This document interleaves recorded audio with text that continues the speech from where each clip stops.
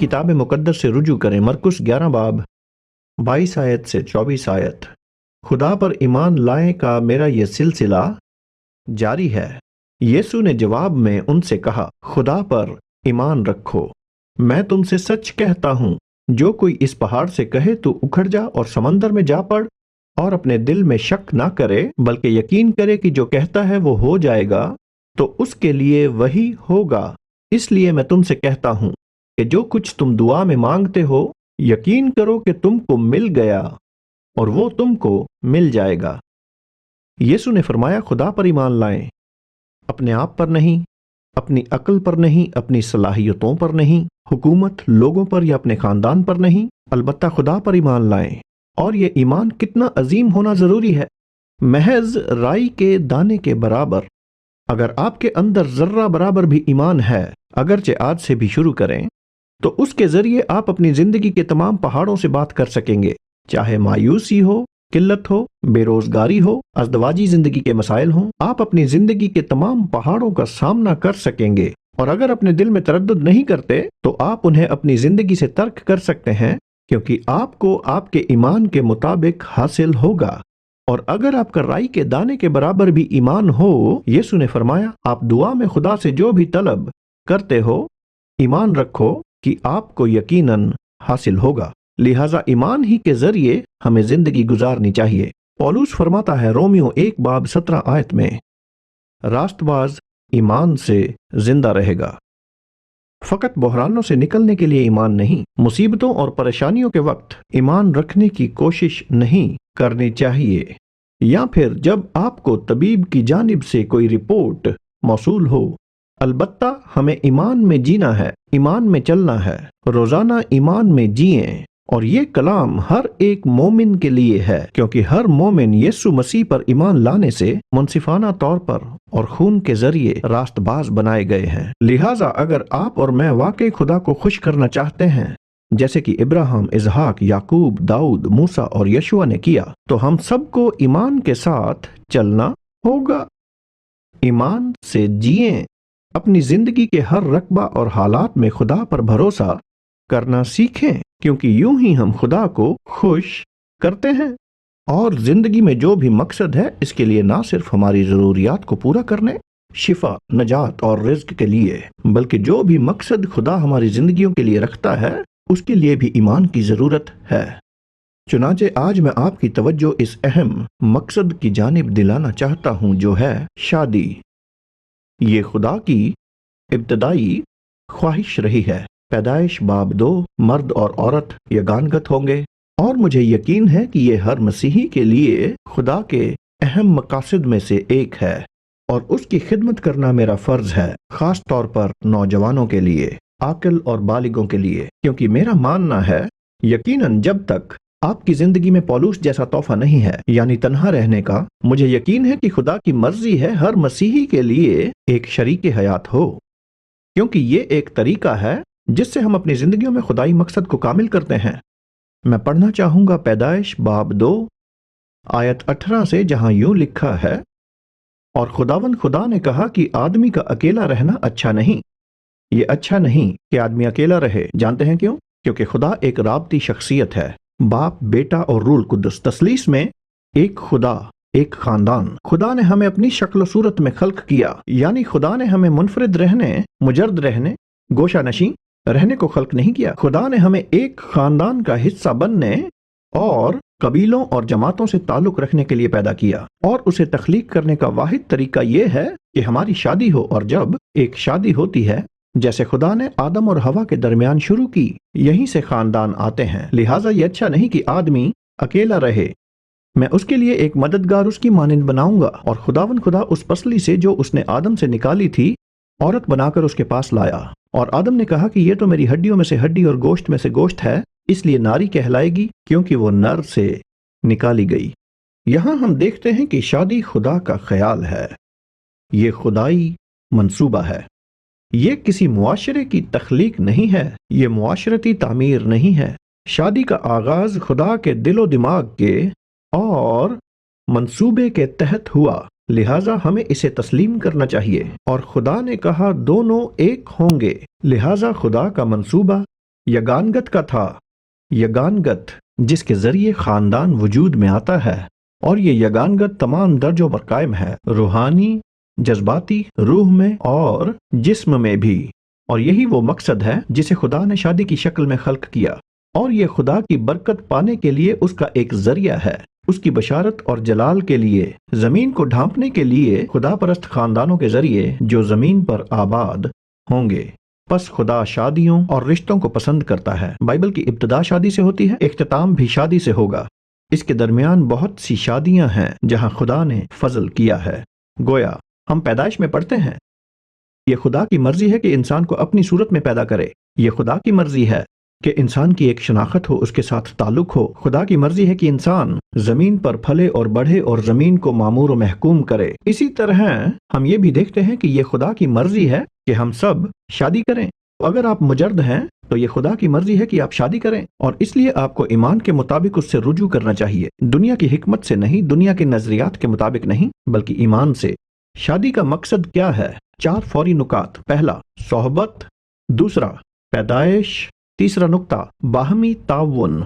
और चौथा, इस्लाह, जो बहुत अहम है, क्योंकि खुदा का मकसद आदम और हवा को बरकत देना था और उनके खानदान के जरिए खुदा के पैगाम और खुदा के इल्म को जमीन पर फैलाना था। बल्कि आज भी खुदा परस्त खानदानों के जरिए खुदा जमीन पर अपने जलाल की, अपनी शान, अकदार और नेकी की अक्कासी करना चाहता है। लिहाजा शादी और खानदानों के लिए एक फिदिया का मकसद है जिसे हमें समझना चाहिए।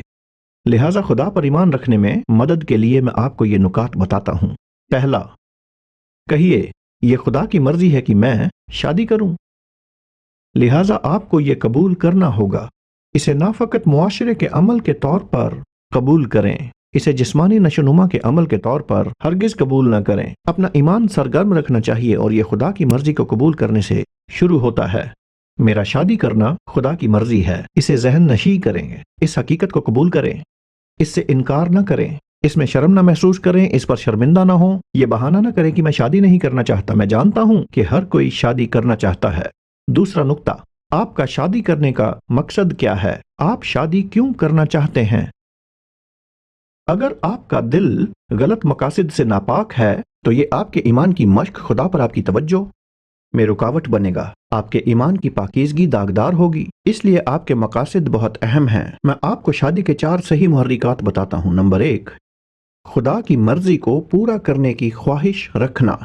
नंबर 2, आप अपनी शादी के जरिए खुदा की तमजीद करना चाहते हैं। आप उसे खुदा के करम और खुदा के फजल की गवाही का जरिया बनाना चाहते हैं। नंबर 3, आप खुदा की नज़र में बुजुर्ग बनना चाहते हैं। शादी आपके किरदार की तश्कील के लिए है, ना कि महज आपके ज़ाती सुकून और तस्कीन के लिए। शादी का मकसद आपका ज़ाती तकद्दुस है, ना महज आपकी ज़ाती तस्कीन। तो वो आपको शादी के जरिए खुदा परस्त अशखास में मुबद्दल करना चाहता है। लिहाजा आपको मसीही के तौर पर पुख्तगी में लाने के लिए शादी खुदा की हमवार करने वाली आवाज़ है। नंबर 4, शादी को खुशखबरी की गवाही बनाना चाहिए। यह शादी का एक अजीम मकसद है। इफिसियों 5 बाब में पौलुस कहता है, मसीह और कलीसिया के दरमियान ताल्लुक का राज ये है कि ये शौहर और बीवी के दरमियान ताल्लुकात को जाहिर करता है। लिहाजा इलाहियात ये है कि शादी मसीह के साथ हमारे ताल्लुकात की नुमाइंदगी करती है। लिहाजा शादी खुशखबरी से लबरेज, फजल से लबरेज, रहमत से लबरेज, बख्शिश से लबरेज होनी चाहिए। ताहम रिश्ता-ए अज़दवाज दुनिया के लिए एक खुशखबरी की अक्कासी होनी चाहिए, और दुनिया उलूही शादियों को मसीही शादियों और खानदानों को देखे, इनके जरिए खुदा की दयानतदारी का मुजाहिरा करें और ये इंजीली बशारत का आला बन सके। तीसरा नुक्ता जिस पर मैं आपको ले जाना चाहता हूँ, पैदाइश 1 और 2 बाब, आदमी, मकसद और शादी। 3 उलूही नुकात उसूल हयात पर। उसूल अव्वल, आदम को हवा अता करने से कब्ल खुदा का आदम के साथ एक रिश्ता था। इसका माना यह हुआ, सबसे पहले नौखेजी में खुदा के साथ अपने जाती ताल्लुक पर तवज्जो मरकूज करें। एक आकिल के तौर पर इस वक्त खुदा के साथ अपने ताल्लुक पर तवज्जो मरकूज करें तो अपने किरदार की तामीर करें, आदमी बने। उसूल दोम, मकसद। इसके फौरन बाद खुदा ने आदम को फर्ज अता किया। पैदाइश 2 बाब 15 आयत। خدا نے آدم کو باغ عدن میں رکھا تاکہ اس کی باغبانی اور حفاظت کرے، یعنی خدا نے آدم کو ایک ذمہ داری دی۔ خدا نے آدم کو تفویض صادر فرمایا۔ خدا نے آدم کو کاف الف میم کام دیا، جو کہ برا لفظ نہیں ہے۔ خدا نے فرض کو خلق کیا۔ یہ خدا کی مرضی ہے کہ انسان اپنے فرض کو انجام دے، اپنے دسترس سے وہ تخلیقی صلاحیت انجام دے جو خدا کی جانب سے آپ کو عطا کی گئی ہے، کیونکہ آپ کی زندگی میں آپ کے احزار کی جستجو میں اس کا اہم کردار ہے۔ لہٰذا میں عرض کروں گا، فرض شناس بنیے، پھر خدا آپ کو ایسی شریک حیات عطا فرمائے گا جو آپ کے احزار کو عظیم اسلوب کے ساتھ کامل کرے گی۔ اصول صوم، رشتہ ازدواج، آدم کے الوہی تعلقات اور فرائض انجام دہی کے بعد حوا یعنی وہ معاون آیا۔ یہ ایک حقی نامہ اور کلام مقدس پر منحصر حکم ہے، تاہم اس کا معنی یہ نہیں کہ یہ مسلسل اور ترتیب وار ہو۔ بعض اوقات تینوں ایک وقت بھی ہو سکتے ہیں۔ گاہے بگاہے فرض شادی کے بعد آ سکتا ہے، البتہ ضروری ہے کہ تینوں اصول آپ سے وابستہ ہوں، کہ آپ کا تعلق خدا سے ہو، کہ آپ کو خدا کے عطا کردہ فرض سے جس کی آپ تکمیل کر رہے ہوں، اور تیسرا کہ آپ کی شریک حیات آپ کے ساتھ ہو، کیونکہ یہ ہر ایک انسان کے لیے خدا کی مرضی ہے۔ سب کہیں آمین۔ نمبر 4، وہ شادی میں برکت عطا فرمائے گا۔ بہت لوگ میرے پاس آتے ہیں شادی کے متعلق سوال لے کر۔ کچھ کے سوال ہوتے ہیں کیا ہوگا کہ اگر مستقبل میں ہم محبت نہ رکھ سکیں؟ میں معاشی لحاظ سے مستحکم نہیں ہوں اور میں ملازمت میں مستحکم نہیں ہوں، لہٰذا میں محکم رہنا چاہتا ہوں، میں معاشی طور پر مکمل محکم رہنا چاہتا ہوں اور شادی کے قبل مکان خریدنا چاہتا ہوں۔ سنیے، آپ کو شادی کا مقصد ایمان سے منسلک کرنا ہوگا۔ آپ کی زندگی کے تمام حالات کامل نہیں ہو سکتے، ابھی آپ کاملاً ارتقا یافتہ نہیں ہوئے، ابھی خدا میں توانا نہیں ہوئے، پھر بھی اگر یہ خدا کا وقت ہے اور آپ ایمان کے ساتھ فیصلہ کرتے ہیں تو نکاح کے عمل میں خدا آپ کی رہنمائی کرے گا۔ میں چاہتا ہوں کہ آپ ایک عہد کو دیکھیں، امثال 18 باب 22 آیت۔ جس کو بیوی ملی اس نے تحفہ پایا اور اس پر خداوند کا فضل ہوا۔ جس نے منکوحہ حاصل کی، اس کا معنی ہے کہ ایک انسان با حکمت خدا جو خدائی آغاز کا منتظر ہے، جو گھر میں پڑا محض ویڈیو گیمز نہیں کھیلتا رہتا کہ منکوحہ آسمان سے اس کی گود میں آ گرے گی۔ آپ کو معاشرے کے ساتھ مشغول ہونا ہوگا، ادب کو فروغ دیں، ذاتی حفظان کو فروغ دیں، نفیس لباس پہنیں، کلیسیا میں خواتین کے ساتھ صحت افزا تعلقات استوار کرنے ہوں گے، ہر کسی کا پیچھا نہیں کرنا ہے، ان سے فوری طور پر دوستی کرنی ہوگی، اور اس عمل میں خدا آپ کو صحیح فیصلہ کرنے کے لیے حکمت، دانشمندی اور ایمان دے گا۔ اور کلام فرماتا ہے کہ خداوند کی جانب سے ہی فضل عطا ہوگا۔ کہیں فضل، لفظ فضل کا معنی ہے نعمت خدا، خدا کا فضل آپ پر تکثیر ہوگا۔ خدا کو رشتہ ازدواج پسند ہے، خدا آپ کو نکاح کے ذریعے برکت دینا چاہتا ہے، مانے اگر آپ خدا کے مطابق با ایمان شادی کریں گے تو اس میں برکت خدا کی اور رضائے خدا کی ضمانت ہے، اور میں نے اس کا تجربہ کیا ہے۔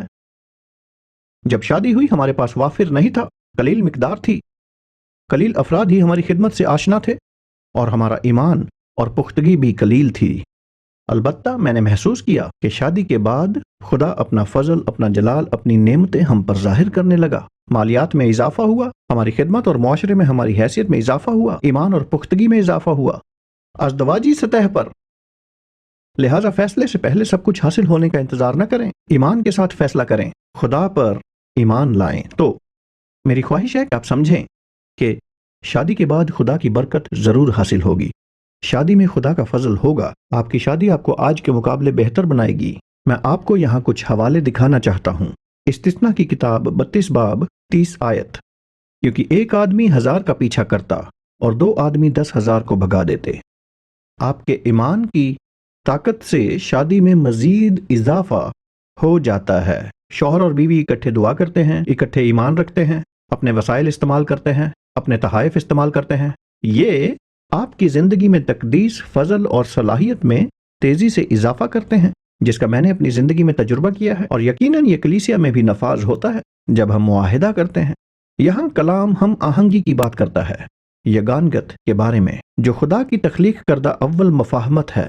مرد اور عورت، شوہر اور بیوی، تم دونوں ایک جسم ہوگے۔ ایک ہی کیوں؟ چونکہ مفاہمت شبیہ خدا ہے۔ قدرت خدا مفاہمت تثلیث میں ہے۔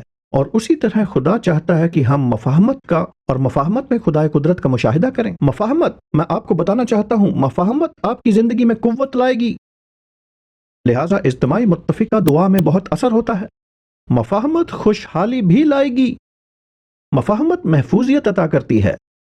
اسی لیے شیطان شادی میں مفاہمت پر حملہ کرتا ہے، وہ شادی میں تفریق چاہتا ہے، لیکن شادی میں مفاہمت مرضی خدا ہے۔ میں بتانا چاہتا ہوں، مفاہمت راتوں رات رونما نہیں ہو جاتی، وقت، عمل اور کردار کے ساتھ پختگی کے لیے علم کلام خداوندی درکار ہے، لہٰذا ہمیں شادی میں صبر رکھنا ہوگا، البتہ مقصد یکانگت ہو آپ دونوں کا۔ آپ کا مقصد یہ ہرگز نہ ہو کہ میرا شوہر میری بات سنے، آپ کا مقصد یہ نہ ہو کہ میری بیوی میرے تابع رہے۔ مقصد شادی میں مفاہمت کا ہونا چاہیے، مفاہمت۔ اگر آپ شادی شدہ ہیں تو یہی آپ کا مقصد اور دعا ہونی چاہیے۔ میں آپ کو ایک اور حوالہ دکھانا چاہتا ہوں، وائز 4 باب 12 آیت۔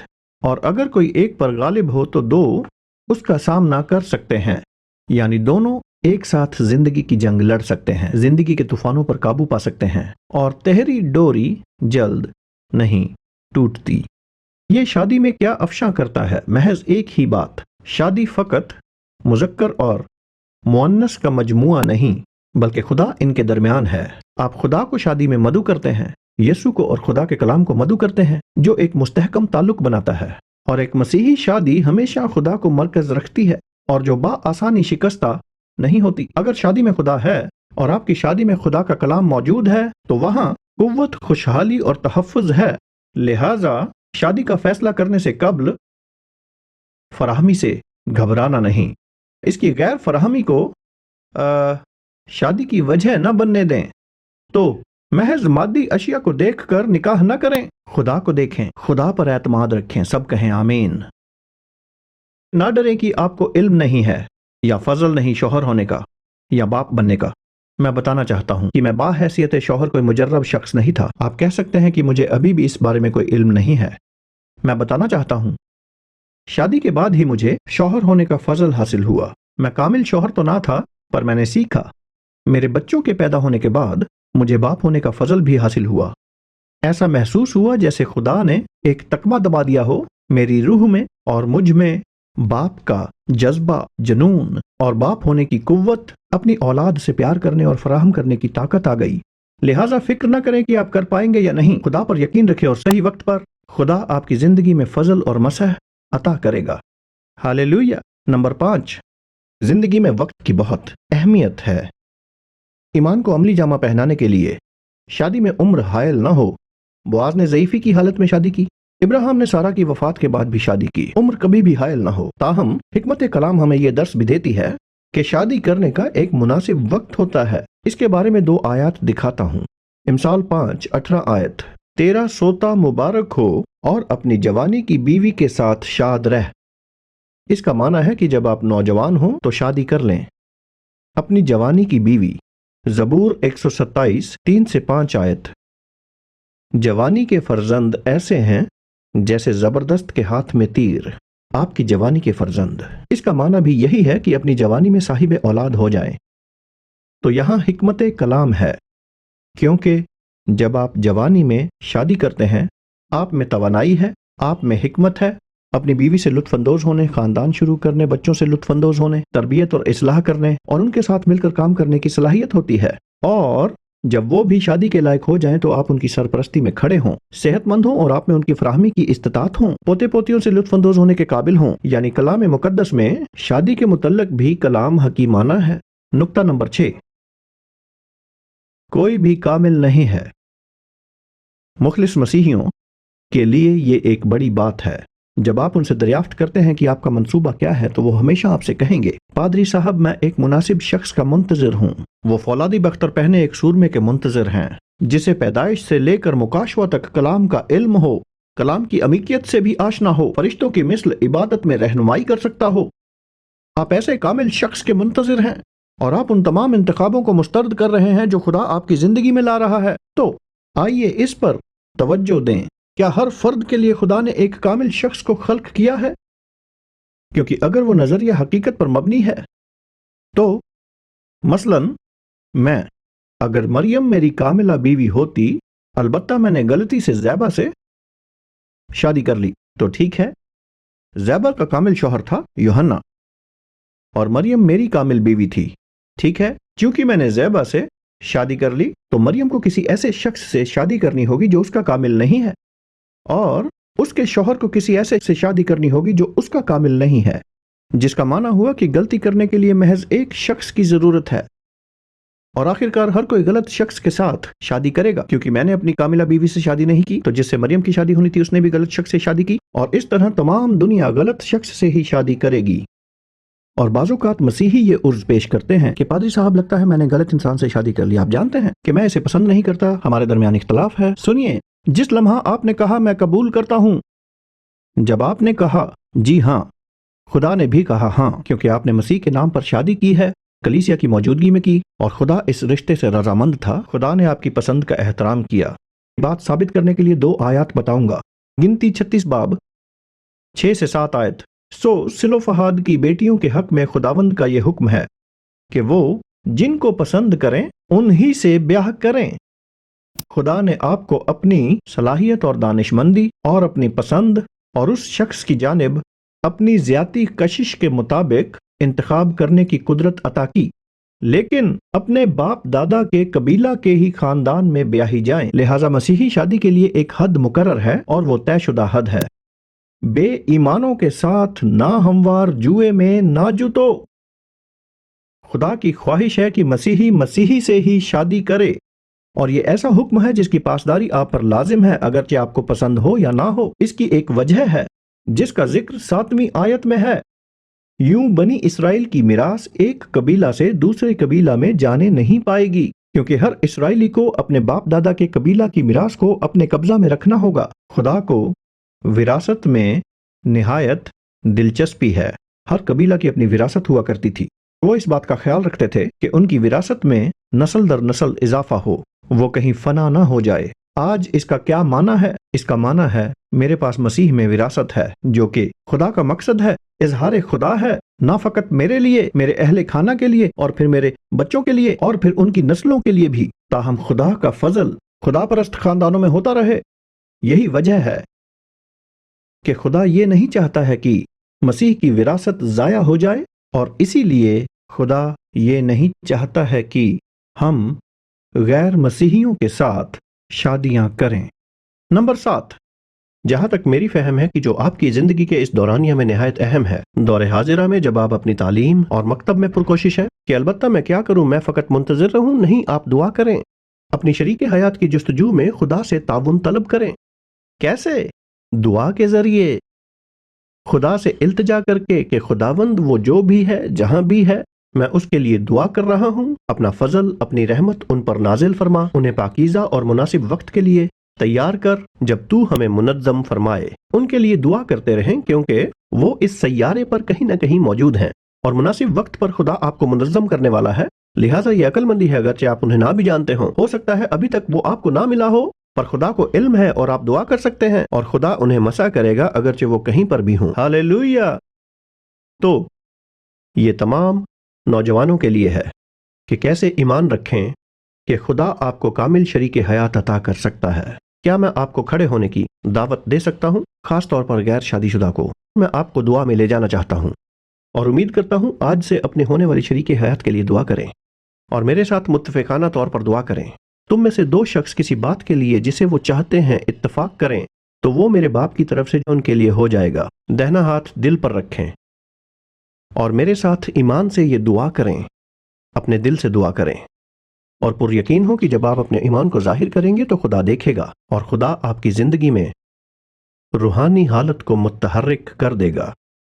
मेरे साथ कहें, आए खुदा बाप, मैं यीशु के नाम में ईमान रखते हुए आता हूं कि ये खुदा की मर्जी है कि मैं शादी करूं।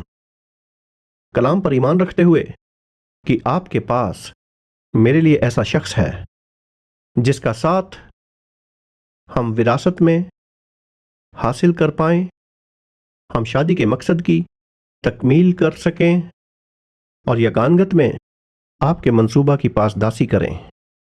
मुझे शादी का सही मकसद अता फरमाएं इसी वक्त, ताकि आपको जलाल दूं, आपकी मर्जी पूरी कर सकूं, हम किरदारी और पाकीज़ा मर्द और औरत बन सकें, اور خوشخبری کے شاہد بن سکے۔ تو خداوند اسی وقت اپنا ایمان ظاہر کرتا ہوں اور دعا کرتا ہوں کہ آپ مجھے میرا الوہی شریک حیات یسوع کے نام میں عطا فرمائیں۔ آئے باپ، میں دعا کرتا ہوں کہ مجھے تیار کریں ایمان میں، کردار میں، مقصد اور احزار کو کامل کرنے میں، اس موقع کے لیے جب آپ میرے لیے مناسب شخص عطا فرمائیں گے۔ مجھے حکمت دیں، مجھے سمجھ عطا فرمائیں، فضل عطا فرمائیں، تاکہ میں باحکمت با ایمان چل سکوں۔ میرا ایمان ہے، میں آپ کے کلام سے متفق ہوں اور پادری صاحب سے بھی، کہ میں شادی کروں گا اور میں خاندان بناؤں گا اور میں اپنی زندگی میں خدا کا مقصد پورا کروں گا۔ ایمان ظاہر کرتا ہوں، خدا میرا ایمان تجھ پر ہے اور میری یہ دعا میری زندگی میں ضرور کامل ہوگی۔ یسوع کے نام میں دعا مانگتا ہوں، آمین آمین آمین۔ خدا نے آپ کو سنا ہے، ایمان لائیں، توکل کریں۔ توجہ مرکوز کرنے کے لیے میں آپ سب کا تہہ دل سے شکریہ ادا کرتا ہوں۔ خدا آپ کو برکت دے، ہم بہت جلد ملیں گے۔ تو یہ پیغام کا اختتام ہے۔ میں پر یقین ہوں کہ آپ نے فضل پایا ہوگا۔ ہم آئندہ بھی خدا پر ایمان رکھو سلسلہ وار کو جاری رکھیں گے۔ اگر آپ کو اپنی زندگی میں کسی بھی دشواری کا سامنا ہو تو بے ساختہ ہمیں کال کریں یا اسکرین پر دیے گئے نمبر پر کال کریں۔ ہم آپ کے لیے دعا کرنے کے لیے ہمیشہ تیار ہیں۔ اور اگر آپ نے یسوع مسیح کو اپنا خداوند اور نجات دہندہ کے طور پر تسلیم نہیں کیا تو یہ ایک بہترین موقع ہوگا۔ میرے ساتھ یہ دعا کیجئے، میرے خداوند یسوع، میں تسلیم کرتا ہوں کہ میں ایک گنہگار ہوں، مجھے حاجت نجات دہندہ ہے۔ میں ایمان رکھتا ہوں کہ آپ میرے گناہوں کے عوض میں صلیب پر مصلوب ہوئے اور مردوں میں سے جی اٹھے۔ میں التجا کرتا ہوں کہ آپ میری زندگی میں آئیں اور میرے دل میں آئیں، یسوع کے نام میں آمین۔ اگر آپ نے اپنے دل میں ایمان اور پر امید ہو کر یہ دعا کی ہے اور جاننا چاہتے ہیں کہ نئی تخلیق کے طور پر اس سفر کا آغاز کیسے کریں، بلا ساختہ ہم سے رابطہ کریں۔ ہم اختتام کو پہنچ گئے ہیں، البتہ ہم آئندہ پھر یہی ملیں گے۔ خداوند آپ کو خوش رکھے۔